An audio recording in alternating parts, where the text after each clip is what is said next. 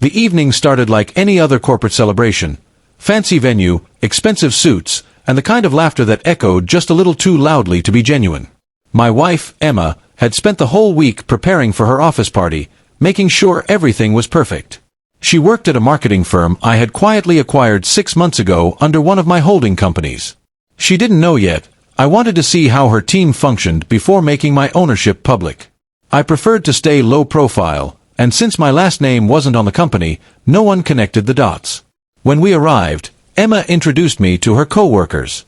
They smiled politely, though I could feel the subtle judgment behind some of their glances. Then came her boss, Greg, a tall man with an overconfident grin, the kind of person who believed charm could hide arrogance. He clapped me on the back and said loudly, "So this is the famous husband. Emma, you said he's, what, in construction or something?" The room chuckled. I smiled calmly. "Something like that," I said. He smirked, already losing interest. "Well, Emma, maybe next time bring him around to fix the office chairs, huh?" Laughter rippled again. My wife looked mortified, but I gently squeezed her hand under the table, letting her know it was fine. I didn't need to defend my ego. I had patience, and the truth. The night went on, and Greg continued playing the part of the charming leader. He made little jokes about everyone, but with me, he pushed harder. At one point, he raised his glass and said, "To hard-working women who carry their men." The room laughed again, and I saw Emma's face drop. She opened her mouth to protest, but I gave her a reassuring smile. "Cheers," I said quietly, lifting my glass. By the end of dinner, Greg was clearly tipsy, swaggering around the table, basking in his own attention. Then came the speeches. Emma was asked to say a few words about the team's achievements. She spoke gracefully, proud of her coworkers, and I could see why she loved her job. When she finished, Greg took the microphone. "And let's not forget the real MVP, me," he joked, and everyone forced a laugh. He spotted me again and added, "Hey, maybe next year, we'll find a spot for our construction guy here, if he promises not to scratch the company cars." More laughter.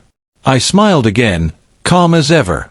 "Actually," I said, standing up, "I do have something to say." The room went quiet. Greg blinked.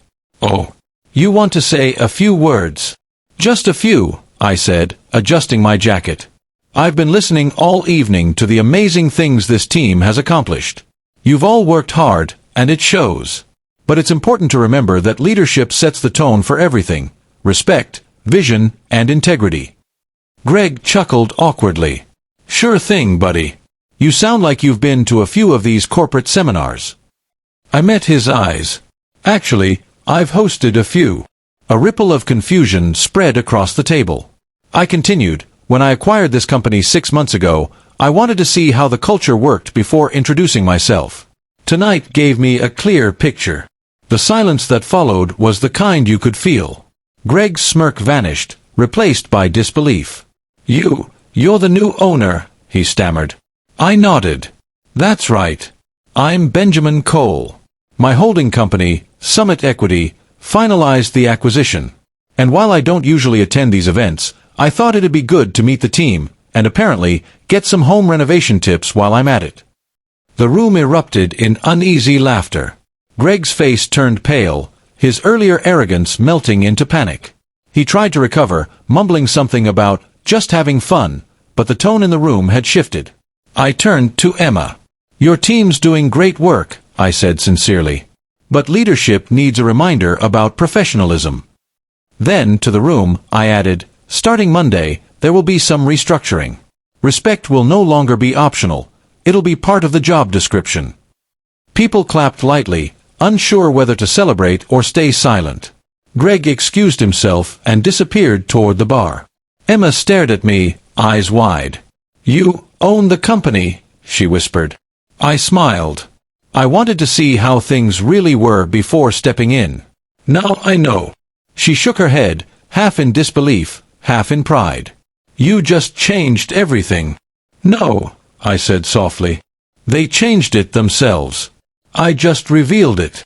The rest of the night carried a new kind of energy. Employees who had avoided me earlier now came to introduce themselves, shaking my hand, thanking me for my words. Emma's co-workers looked at her with newfound respect, and I could tell she stood a little taller because of it. As we left, Greg hurried back from wherever he'd been hiding. "Mr. Cole," he said nervously, "I hope my jokes didn't offend you." It was all in good humor. I looked at him evenly. Humor without respect isn't funny, Greg. It's weakness disguised as charm. He swallowed hard. Understood. I smiled faintly. Good. See you Monday. Outside, the cool night air felt refreshing. Emma slipped her hand into mine. "I can't believe you didn't tell me. Would you have wanted me to?" I asked. She laughed. "Probably not.